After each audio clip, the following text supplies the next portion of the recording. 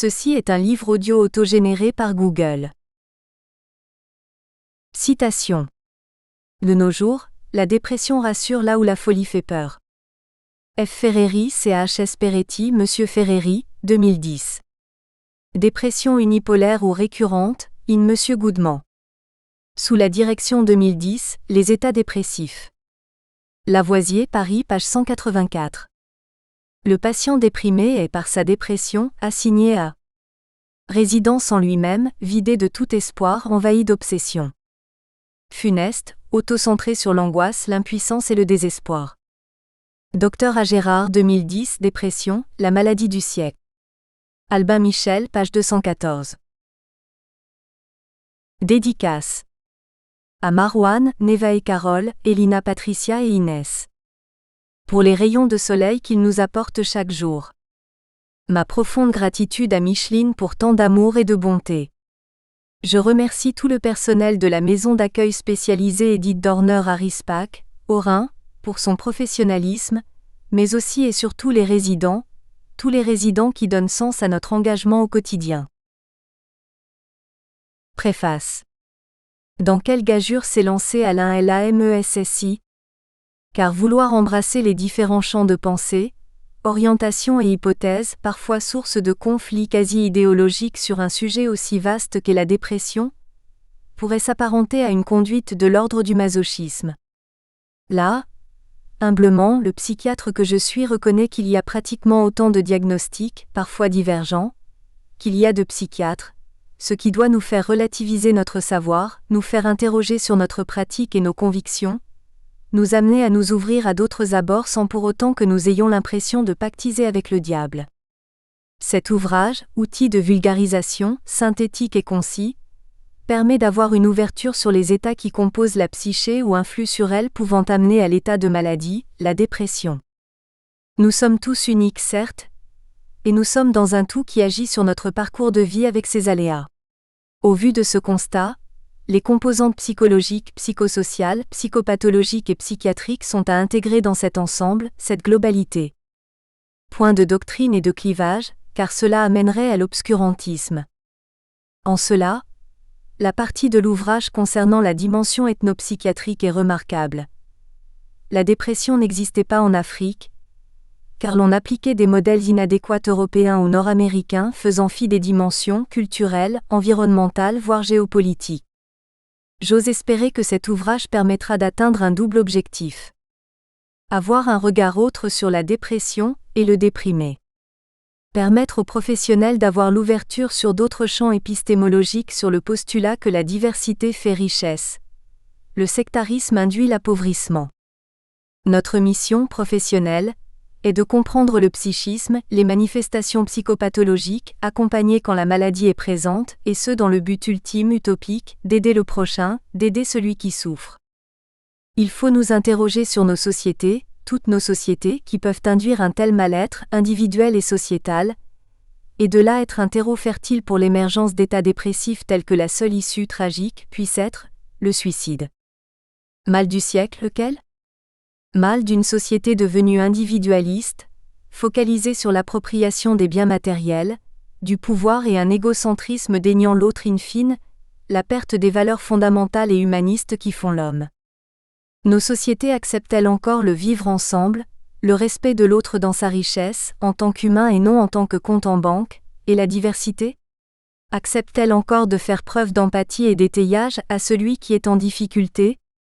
Il n'y a malheureusement pas de traitement médicamenteux miracle pour les maux de notre société. Un petit clin d'œil à Alain Lamessi. Bien qu'étant effectivement pris par le temps et de manière contrainte, sommes-nous condamnés à aller très vite, à toujours faire plus, et ce à moyens constants évidemment ? Rassurez-vous, les psychiatres prennent encore le temps de tenter de comprendre, par l'intermédiaire de l'histoire de vie et les éléments y étant associés, ce qui a pu amener le patient à rentrer dans la pression. Bonne lecture. Dr Thierry Malassiné. Psychiatre. Préface. Le bien-être idéal que recherche l'homme est d'avoir plus de plaisir que de tristesse ou de souffrance. Ces sensations dérivent des rapports qu'il entretient avec son environnement et qui se soldent par des réussites et des gains, mais aussi par des pertes et des échecs. En état d'équilibre psychique, il accueille avec la même sérénité tous les événements et faits heureux ou pénibles, quelle que soit leur importance. La dépression est la faillite mentale temporelle d'un sujet qui est terrassé par une nouvelle de perte, d'échec ou de frustration, parfois anodine, à laquelle il ne peut faire face. Il se sent perdu et coupable de ce qui lui arrive, au point de risquer de passer à l'acte suicidaire. Alain Lamessi expose dans cette excellente étude bibliographique les contours de cette maladie universelle complexe, touchant toutes les couches sociales, tous les âges et sexes. On ne parle d'accès dépressif que si le sujet présente à la fois une baisse de l'humeur avec tristesse, une inhibition psychomotrice et une douleur morale. À ces 3 signes cardinaux s'ajoutent des troubles du sommeil, une fatigabilité et diverses manifestations somatiques. Depuis l'Antiquité, la dépression ou baisse de l'humeur, TIMI, a fait l'objet de nombreux travaux qui ont abouti à d'importantes avancées sur les connaissances nosologiques, éthiopathogéniques et même thérapeutiques de cette maladie. Il persiste cependant de nombreuses zones d'ombre qui suscitent encore un grand intérêt en matière de recherche chez les neurobiologistes, pharmacologues, psychologues, psychiatres et autres spécialistes. Au 5e siècle a.V., J.C. Empédocle a tenu sur les fonds baptismaux le concept de la maladie dépressive par sa théorie des humeurs distinguant des tableaux cliniques liés aux variations de sang, de bile noire, atrabile, de flegme, pituite. Il a cependant assimilé la dépression à la conséquence de la perturbation de sécrétion de la bile noire par la rate. Or, paradoxalement, cet organe ne sécrète pas de bile. En fait, Empédocle a fait ses projections nosologiques en Grèce où sévit comme dans le reste du bassin méditerranéen la thalassémie. Cette hémoglobinopathie, tout comme la drépanocytose en zone tropicale d'Afrique noire et en Inde, évolue par des crises d'hémolyse aiguë avec hypersplénisme, grosse rate très active dans la destruction des globules rouges. La conséquence est la libération en grande quantité dans le sang d'hémoglobine, qui donne la bilirubine que transforme le foie et qui passe dans la bile hépatique. Le malade est prostré, pâle, insomniaque, adynamique et présente aussi un ictère, des extrémités froides, le pouls rapide, des urines et selles foncées. Il gémit de douleurs abdominales ou osseuses liées aux thromboses vasculaires. Il est abattu, son regard est perdu et il semble redouter une mort imminente. En un mot, il sombre dans une dépression symptomatique authentique qui disparaît avec la crise de l'hémolyse. L'intuition d'Empédocle était juste. Malgré sa complexité accent aigu TIO pathogénique, la maladie dépressive présente 2 tableaux cliniques typiques, la mélancolie et la manie. L'accès mélancolique s'installe spontanément, mais souvent après un choc émotionnel, deuil, perte de travail ou d'argent, conflits familiaux ou professionnels. Le sujet est prostré, triste, saisi idées noires et il s'auto-accuse. Il affiche une inhibition psychique et se plaint d'insomnie, de perte d'élan vital conduisant à un ralentissement psychomoteur, une asthénie matinale, divers troubles somatiques, cardiovasculaires, digestifs, sexuels, neuromusculaires, urinaires, etc. La mélancolie peut se présenter sous forme stuporeuse, anxieuse, délirante, masquée ou même d'involution chez le sujet âgé. La psychose maniaco-dépressive est cyclotimique avec une humeur mobile, fluctuante en fonction de l'ambiance. Elle se caractérise par des crises maniaques, alternant avec des phases de mélancolie. Le sujet présente une hyperactivité motrice improductive, des troubles de la vie instinctive avec insomnie rebelle, une hypersexualité, des idées mégalomaniaques. Dans sa forme périodique, la psychose maniaco-dépressive est dite bipolaire. Les accès sont suivis d'une période de vie normale, ces intervalles libres se raccourcissent dans les formes chroniques. On la qualifie d'unipolaire lorsqu'elle s'exprime seulement par l'une des composantes et affiche des caractères névrotiques avec importante vulnérabilité, intolérance et conformisme. La mélancolie et la psychose maniaco-dépressive constituent le groupe des dépressions endogènes dont il existe une forte présomption de transmission génétique, en particulier dans la forme bipolaire. L'évolution spontanée des accès tend vers la guérison en 6 ou 7 mois, mais cette durée peut être abrégée à 10 ou 15 jours par le traitement. En face de ces dépressions endogènes aux contours assez bien cernés, on trouve divers tableaux d'état dépressif dont la classification reste confuse du fait de l'hétérogénéité des critères diagnostiques. Même la classification internationale des maladies de l'OMS, CMI, dans sa 10e version et le DSM-4 des auteurs américains n'ont pas apporté une solution irréprochable à cet effet. Cependant, nous pouvons répartir ces dépressions exogènes en deux groupes, d'une part les dépressions exogènes psychogènes, réactionnelles et d'autre part les dépressions symptomatiques. Les dépressions exogènes psychogènes s'installent sur un terrain ayant subi les effets néfastes de son milieu socioculturel. La personnalité névrotique s'est constituée depuis l'enfance, période oedipienne, et est constamment réactivée par des situations stressantes ou frustrantes, deuil, abandon, déception, échec, perte d'estime, etc. Les manifestations sont plutôt vespérales avec des troubles fonctionnels hystériformes. Des comportements pseudo-suicidaires ou des chantages au suicide ne sont pas rares. On range dans ce groupe la dépression chez l'obsessionnel, la dépression d'infériorité, les dépressions réactionnelles. On en rapproche aussi la dépression d'épuisement ou le burn-out, qui fait suite à un surmenage émotionnel d'origine familiale ou professionnelle. Les dépressions symptomatiques accompagnent des affections organiques débilitantes qu'il faut prendre d'abord en charge sur le plan thérapeutique. Il s'agit des tumeurs cérébrales, de la maladie de Parkinson, de la sclérose en plaques, du cancer, du sida, de la tuberculose, de la thalassémie, drépanocytose, etc. Ces formes de dépression se retrouvent aussi dans certains cas de psychose chronique, des états dysthymiques avec dépression atypique ou état limite, les états frontières entre névrose et psychose, borderline, des états schizoaffectifs. Les données épidémiologiques sur la dépression sont fragmentaires et reflètent très peu la réalité. La consommation des antidépresseurs peut servir à l'estimation de l'importance de la maladie dépressive dans les pays occidentaux. En France, les spécialités telles que Zoloft Prozac, Effexor, Séropraméroplex, etc. font partie des médicaments qui culminent en tête de vente en pharmacie. Néanmoins, les usagers de ces antidépresseurs ne souffrent pas tous de dépression dans sa définition stricto sensu. Des prescriptions sont parfois faites à tort devant un symptôme de souffrance mentale tel que l'anxiété ou l'angoisse. L'angoisse qui se manifeste par un profond pessimisme et des troubles neurovégétatifs est l'expression subliminale de la mélancolie. L'anxiété se présente comme la manifestation a minima de la manie et se caractérise par un état d'inquiétude et de tension psychomotrice. Elle serait une réaction de résistance devant l'abattement causé par l'angoisse, tout comme la manie se produirait pour contrer l'inhibition psychomotrice de la mélancolie. La dépression est une maladie universelle qui touche toutes les couches de la société et sévit dans le monde entier. Tout bouleversement important dans une société, de quelque nature que ce soit, climatique, économique, sociopolitique, sismique, épidémique, etc., entraîne une vague d'états dépressifs ou une vulnérabilité inhérente de la population. Alain Lamessi, docteur en psychologie, professeur à l'université de Bangui, RCA, développe dans cet ouvrage les divers aspects des états dépressifs d'abord en milieu rural puis en milieu urbain dans les pays d'Afrique noire à la suite des mutations sociopolitiques.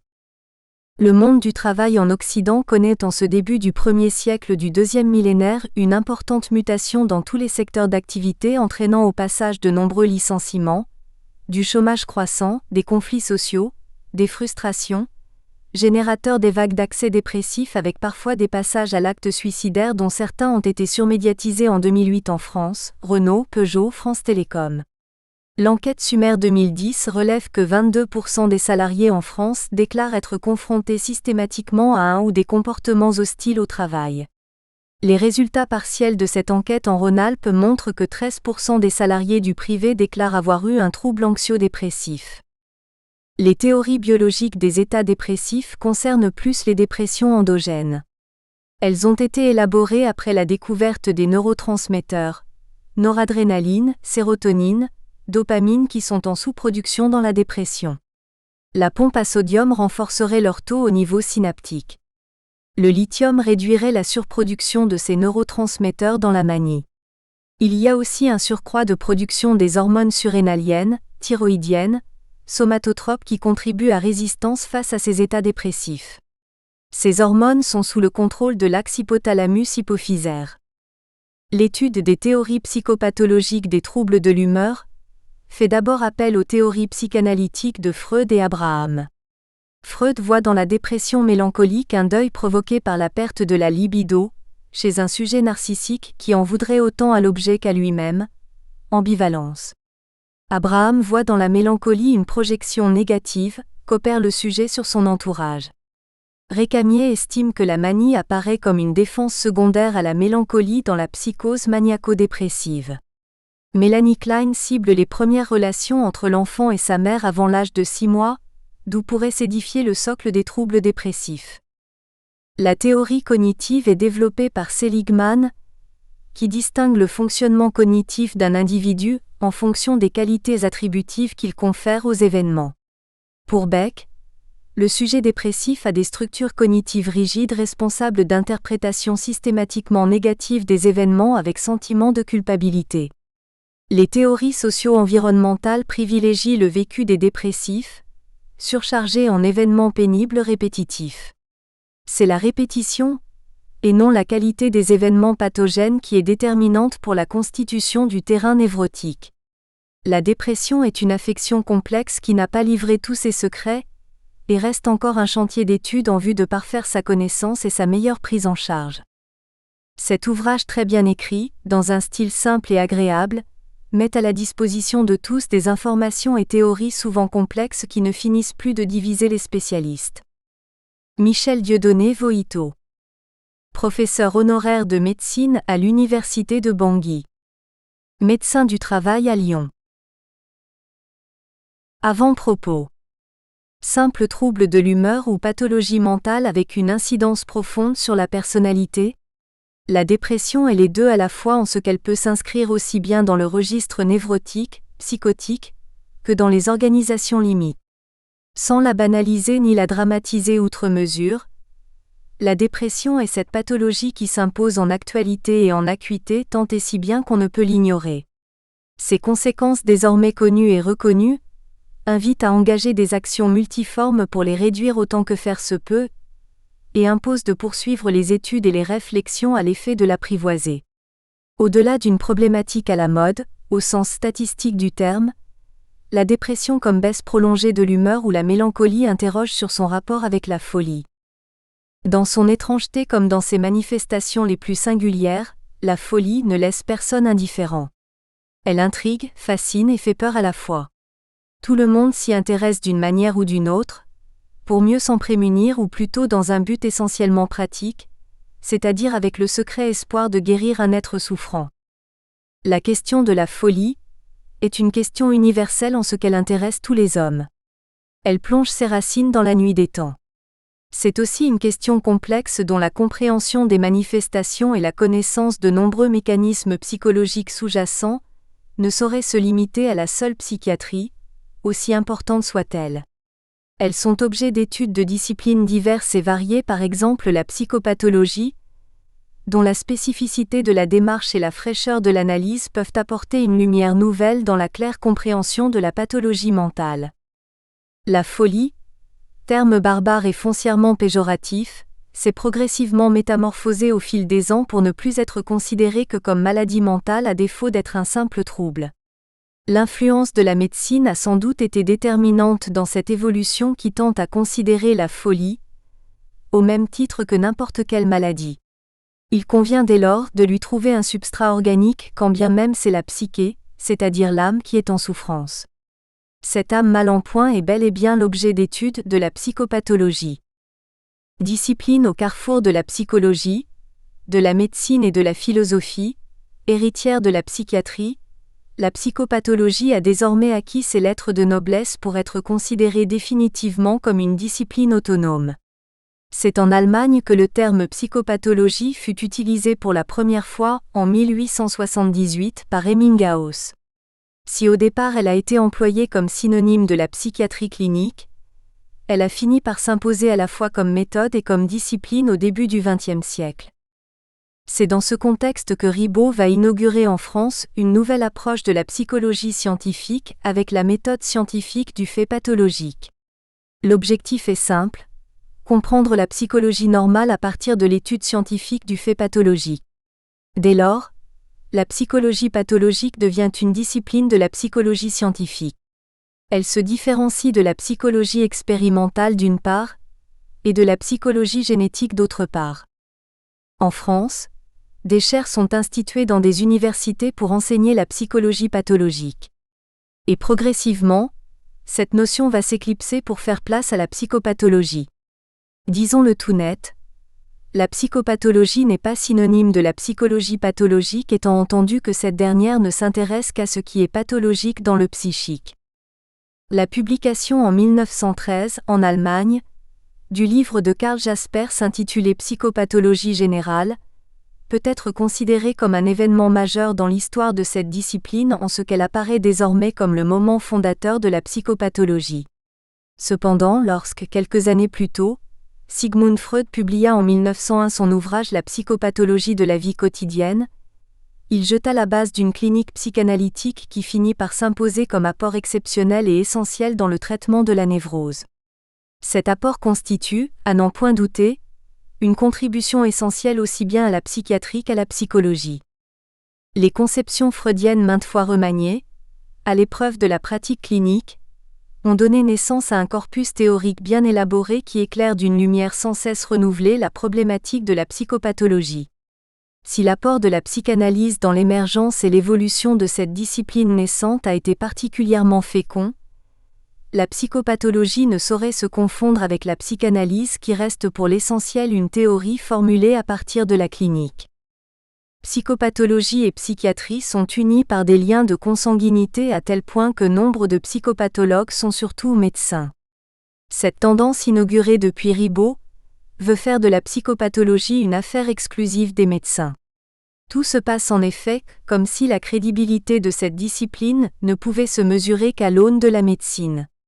En réalité, psychopathologie et psychiatrie ne constituent pas des disciplines réductibles l'une à l'autre malgré des rapports multiples et complexes qui les unissent. Nous ne le dirons jamais assez, psychopathologie et psychiatrie ne sont pas destinées à s'identifier finalement. Tant s'en faut. Si la psychopathologie est une spécialité de la psychologie qui étudie les phénomènes pathologiques du psychisme, elle s'oppose à la psychologie sociale ou à la psychologie de l'enfant, qui sont réputées s'intéresser uniquement à l'étude de la psychologie normale. Or, ne voilà-t-il pas qu'il est difficile de délimiter une frontière claire entre le normal et le pathologique ? Il est dès lors facile de comprendre que la psychopathologie est cet ensemble dynamique qui comprend aussi bien l'étude psychologique de la maladie mentale que celle des dysfonctionnements des sujets réputés normaux.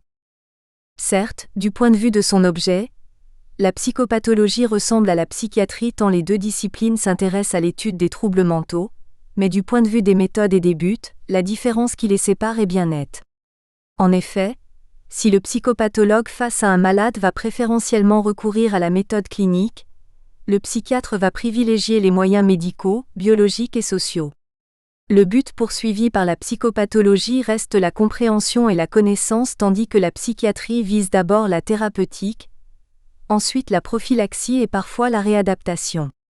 Pour faire simple, disons que si la psychopathologie est chargée de l'élaboration de la théorie, la psychiatrie s'occupe dans une certaine mesure de son application.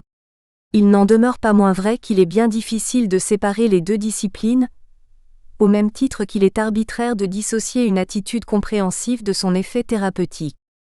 Ainsi présentée, la psychopathologie a vocation à étudier tous les troubles mentaux y compris bien entendu la dépression. Introduction. La dépression est sans aucun doute la maladie mentale la plus répandue dans le monde. On la retrouve sous toutes les latitudes et à toutes les époques. Si les médias en parlent aujourd'hui avec autant d'emphase, c'est parce que cette pathologie n'en finit plus d'inquiéter tant le nombre des victimes est en augmentation constante. En effet, tel un raz-de-marée, la dépression s'abat dans un sourd fracas sur la société entière. Par sa prégnance, elle intrigue et inquiète à la fois pour passer désormais pour le trouble psychique le plus répandu. Elle touche indistinctement hommes, femmes, personnes âgées, jeunes, riches, pauvres, etc. Aucune catégorie sociale ne semble échapper à son emprise. N'exagérons rien. Toute baisse de l'humeur n'est pas forcément synonyme de dépression. La tristesse normale existe. Et la dépression n'est pas toujours réductible à sa causalité biologique, voire biochimique. Elle peut paraître comme un signal d'alerte pour attirer l'attention sur le fonctionnement qui commence à défaillir, parce que soumis à de grandes difficultés existentielles. Elle devient dans ce cas un simple révélateur d'un dysfonctionnement psychologique qui nécessite une solution adaptée, solution le plus souvent de bon sens, comme par exemple se mettre en repos ou lâcher prise. Dans ce cas et dans ce cas seulement, la dépression est porteuse d'un bénéfice secondaire certain et inconscient déclencheur des ajustements.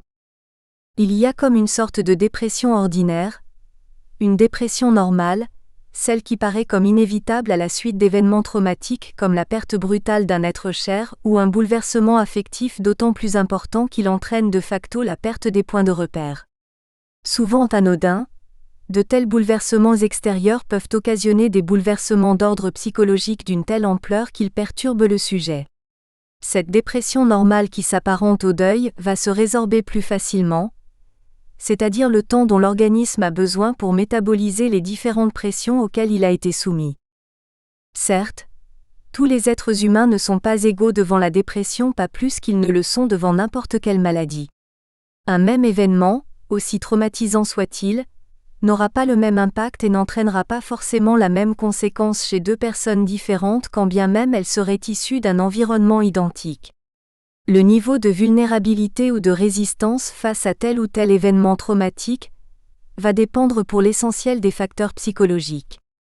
À cette dépression normale, il faut opposer la dépression pathologique en raison parfois de sa profondeur et souvent de sa fréquence. On a dit à juste raison que la dépression était la maladie du siècle. N'ayons pas peur des mots.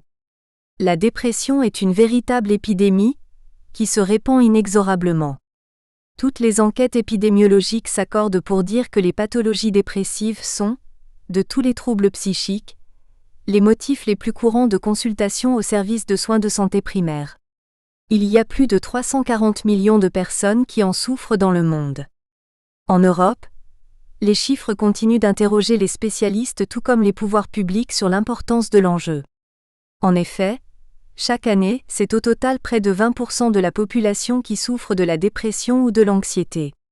Malheureusement, force est de reconnaître que c'est seulement la moitié des personnes souffrantes qui sera reconnue comme malade et seulement le quart qui sera soigné. Cela démontre que quand bien même cette maladie est très fréquente, elle reste sous-diagnostiquée et par conséquent sous-traitée. En France, on compte chaque année près de 3 millions de patients dépressifs. Au total, ce ne sont pas moins de 8 millions de personnes qui ont fait ou feront de la dépression dans leur vie. Par conséquent, ce sont 10 à 20% de la population qui présenteront un syndrome dépressif majeur à un moment ou à un autre de leur vie. Certes, elle touche tous les âges et en particulier les 45 à 54 ans et 2 fois plus les femmes que les hommes. Selon la projection de l'OMS, la dépression sera en 2020 au deuxième rang des maladies les plus sévères par rapport au coût global, après les maladies cardiovasculaires. En 2030, elle représentera tout simplement la première cause d'invalidité avec les 50% des congés maladie qui lui seront imputables. Par ailleurs, le coût financier des troubles de l'humeur dans l'Union européenne se chiffre à environ 170 millions d'euros par an. Tout cela finit par convaincre les plus sceptiques que la problématique de la dépression cesse d'être un simple fait de société. Bien au contraire. La dépression est désormais un véritable enjeu de santé publique qui mobilise les pouvoirs publics, obligés qu'ils sont, à trouver des parades efficaces à la montée en puissance de ce fléau et de prévenir de son emprise. La vérité, c'est que la dépression est une maladie très handicapante. Elle impacte directement tous les aspects de la vie du malade, affectif, familial, social et professionnel. Elle diminue les performances intellectuelles ainsi que les performances physiques, affecte la libido et engendre des difficultés à interagir avec l'environnement, ce qui a l'inconvénient majeur d'altérer particulièrement la qualité de la vie. Au-delà du déprimé lui-même qui souffre impuissant les affres de cette pathologie qui l'accule jusqu'à son dernier retranchement, la dépression engendre des conséquences incommensurables sur la société. Celles-ci sont de plusieurs ordres. Sur la base des études épidémiologiques disponibles, 40 à 80% des suicides comptabilisés peuvent être attribués aux troubles de l'humeur, unis et bipolaires. En France, si on compte grosso modo 11 500 décès par an pour cause de suicide, c'est environ 8000 morts qui seraient causées par la dépression. À cela, il faut ajouter la responsabilité indirecte de la dépression dans certaines mortalités, par exemple lorsqu'elle entraîne l'alcoolisme qui lui-même entraîne la mort. Si l'on accepte que le taux de récidive soit de 50%, on peut aisément imaginer l'impact de cette maladie sur la qualité de la vie. Celle-ci devient fade et triste. Mal traitée, la dépression peut devenir une pathologie chronique qui s'installe dans la durée et sans aucune perspective de guérison. Elle peut même entraîner des conduites addictives, par exemple l'excès d'alcool ou de drogue. En 2004, ce sont plus de 125 000 personnes qui sont inscrites en arrêt maladie de longue durée pour cause de dépression. Bien évidemment, le coût direct de cette maladie est très élevé, 6 000 € par an et par malade, ce qui représente près de 1% du PIB au niveau national pour une prévalence évaluée entre 3 et 10%. Les coûts indirects représentent les 2/3 de cette somme. Les frais relatifs à la dépression sont essentiellement des coûts d'opportunité. Le coût des médicaments ne représente que 8% alors que les frais d'hospitalisation représentent plus de 9%, et les frais de consultation 8%. Le suicide est malheureusement une conséquence immédiate de la dépression. On compte chaque année 850 000 morts par suicide au niveau mondial. En France, la dépression tue plus que la route. Ne soyons pas naïfs. Les industries pharmaceutiques ont dû jouer un grand rôle dans la lisibilité de cette maladie. La volonté de commercialiser les produits psychotropes ne saurait être sous-estimée. Les antidépresseurs sont alors prescrits à tour de bras, avec tous les risques de dépendance que cela implique. Longtemps tenue au secret comme une maladie honteuse, la dépression est aujourd'hui évoquée au grand jour et en public. Si le terme dépression semble être à la mode, il ne désigne pas toujours une même réalité pour tout le monde. Cependant, beaucoup d'idées fausses sont véhiculées à ce sujet. Si la dépression est une pathologie très répandue, elle demeure néanmoins au niveau du grand public une maladie très mal connue et source de nombreuses idées fausses, souvent réduites à un vague état d'âme, à un manque de volonté, à une simple faiblesse, un coup de cafard ou une tristesse qu'une simple bonne volonté suffirait à faire disparaître. Pour le grand public, la dépression n'est rien d'autre qu'un terme générique qui englobe toutes les maladies mentales. Disons-le tout net, la dépression est plus que cela. En tout cas, elle n'est pas réductible à une simple tristesse occasionnelle ou un blues passager. Elle n'est pas non plus une tare, un vulgaire mal de vivre, un quelconque mal-être ou une faiblesse personnelle. Loin d'être une malédiction, la dépression est une vraie maladie avec un tableau clinique qui présente des symptômes que le médecin seul peut diagnostiquer et soigner. Comme nous l'avons déjà remarqué, elle frappe indistinctement tout le monde, homme ou femme, jeune ou vieux, riche ou pauvre. C'est une affection psychopathologique qui peut être chronique ou récidivante. La dépression est une maladie comme une autre. Dire cela, c'est aussi éviter de succomber à la tentation de la banalisation de cette pathologie, mais c'est surtout reconnaître à celui qui en souffre le droit de demander de l'aide, de s'informer, de consulter un médecin, d'accepter un diagnostic et surtout de suivre un traitement. Le présent ouvrage tente de présenter les multiples visages de la dépression. Pour cela, il a fallu d'abord replonger dans les méandres de la longue histoire de cette maladie qui n'a cessé de se métamorphoser au fil des ans, avant d'interroger la problématique de la classification qui, à bien des égards, montre quelques limites objectives. Ensuite, le passage en revue aussi bien des facteurs que des corrélats et autres théories a levé un bout de voile sur la complexité de ce trouble qui s'invite aujourd'hui dans toutes les discussions, non seulement au niveau des spécialistes, mais également à celui plus large du grand public. Si le mécanisme dépressif est désormais bien connu, il n'en demeure pas moins vrai que l'impact de la culture dans la détermination de certaines occurrences est souvent mésestimé. Ce livre veut combler cette lacune, tout en attirant l'attention du lecteur sur la problématique de la personnalité dépressive. Cet ouvrage s'adresse avant tout aux psychologues, médecins, psychiatres, et plus généralement aux étudiants en spécialisation. S'il peut permettre aux uns et aux autres de mieux comprendre pour bien accompagner les personnes confrontées à la dépression, alors il aura atteint son but. Chapitre 1 – Une si longue histoire. En abordant le problème de la dépression, on se heurte très vite à deux difficultés majeures. Tout d'abord, on est en présence d'une seule maladie qui a plusieurs visages. Ensuite, Elle est l'objet de classifications multiples, ce qui tend à rendre plus complexe l'effort du diagnostic. Dans la tentative de précision des formes spécifiques de la dépression, on a pris en considération de nombreux paramètres dont voici les principaux. Le nombre et l'ampleur des symptômes dépressifs présentés par le sujet. Dépression majeure, dépression secondaire. La variation de l'humeur, en particulier la présence ou non des phases maniformes. Dépression unipolaire, dépression bipolaire. L'étiologie, notamment la présence d'éléments déclenchants observables. Dépression endogène ou dépression exogène. L'organisation de la personnalité. Dépression psychotique ou dépression névrotique. La périodicité des phases dépressives, dépression récurrente. La réaction à certains traitements, médicaments ou électrochocs. Le taux d'activation maintenu par le sujet, agitation et ralentissement. L'influence de la dépression sur les activités habituelles, dépression incapacitante. Cette longue liste montre, si besoin en était, la variabilité des paramètres qui sous-tendent la conception des différentes classifications. Nous y reviendrons en détail dans le prochain chapitre. Chaque système répond à sa logique propre. Voilà pourquoi, chaque fois que l'on parle de la classification, il faut prendre bien soin de préciser autant que cela est possible, les points de vue sur lesquels celle-ci s'appuie. Cependant, un regard rétrospectif sur l'histoire de cette maladie ne manquera pas de révéler l'évolution de multiples conceptions inhérentes. 1. Repères historiques. La dépression plonge ses racines dans la nuit des temps. Son origine se confond avec celle de l'humanité. L'homme a toujours été confronté à la dépression.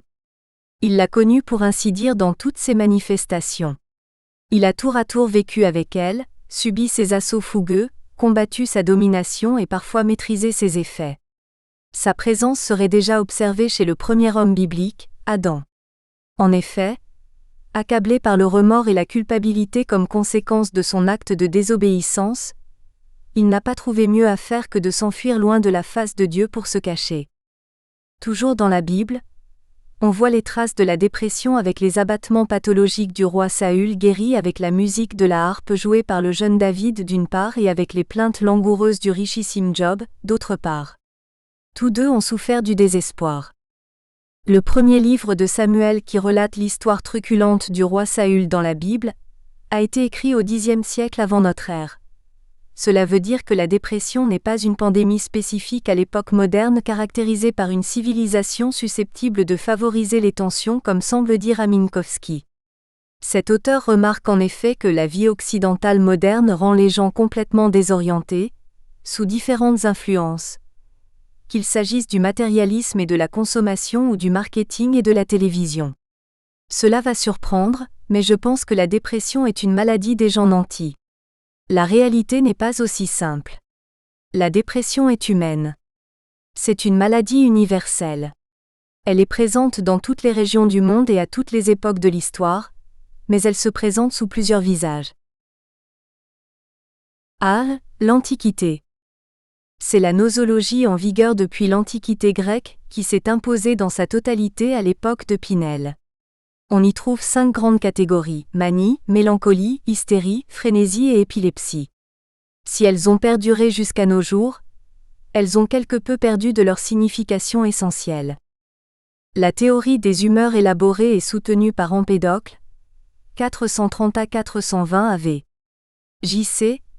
a fortement influencé les différentes descriptions dans l'Antiquité. Selon cette théorie, la maladie n'est jamais que le résultat d'une certaine forme de déséquilibre observé au niveau des humeurs qui sont au nombre de 4. Le sang, le flegme, la bile et l'atrabile. À ces 4 humeurs correspondent 4 états qui sont le chaud, l'humide, le sec et le froid. Dans cette perspective, la pratique thérapeutique aura pour objectif le rétablissement de l'équilibre harmonieux indispensable à l'état de santé. Tableau 1, les humeurs et leur correspondance. Au 5e siècle avant Jésus-Christ, Hippocrate, considéré à juste raison comme le fondateur de la médecine moderne, certainement influencé par la théorie des humeurs d'Empédocle, proposa une nouvelle classification des maladies mentales. Celle-ci comprend le frénétisme, la manie, la mélancolie et l'épilepsie. La mélancolie se rapporte principalement à la persistance de la crainte et de la tristesse. Étymologiquement, le mot mélancolie est dérivé du grec où mélas veut dire noir et choler bile. La mélancolie est une affection provoquée par une abondante sécrétion de bile noire, dont la seule présence suffit à pervertir toute l'humeur. Cette bile noire sécrétée par la rate est pour ainsi dire responsable des passions tristes. Selon Hippocrate, c'est l'excès de la bile noire qui, lorsqu'elle envahit le sang, va avoir des répercussions non seulement sur le corps, mais également sur l'âme du malade, ce qui se traduit par une grande tristesse et un abattement de l'humeur. Dans le système qu'il propose, les mélancoliques peuvent devenir épileptiques et les épileptiques mélancoliques selon que la maladie a frappé soit le corps, soit l'âme. Les théories développées par Hippocrate et son école ont certes connu de véritables succès jusqu'au XIXe siècle. Elles vont marquer de leurs empreintes toute la période gréco-romaine qui va durer du 5e siècle avant Jésus-Christ jusqu'au 5e siècle après Jésus-Christ. Ce fut justement au cours de cette période qu'apparurent et se développèrent 4 grandes écoles de pensée: dogmatique, empirique, méthodiste et pneumatiste. L'école dogmatique soutient l'orthodoxie de l'enseignement hippocratique. Aussi recommande-t-elle l'étude de l'anatomie. Elle recherche par le raisonnement l'essence même des maladies mentales et surtout leurs causes occultes. L'école empirique s'oppose aux causalités occultes des maladies. Elle propose que la médecine se limite uniquement à l'observation des faits et à l'expérimentation. L'école méthodiste explique toutes les maladies par le resserrement et le relâchement des pores.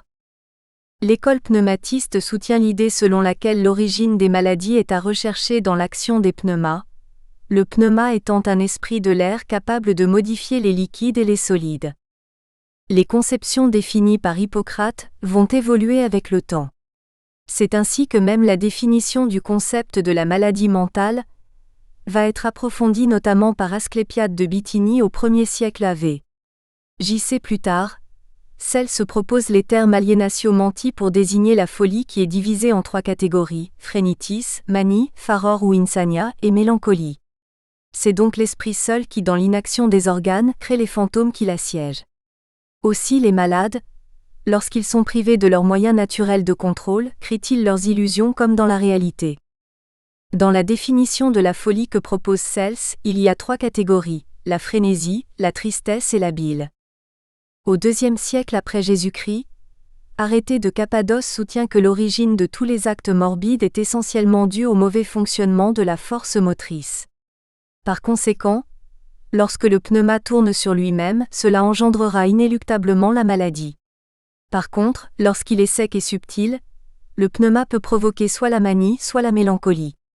C'est lorsqu'il est froid qu'il provoque la démence sénile.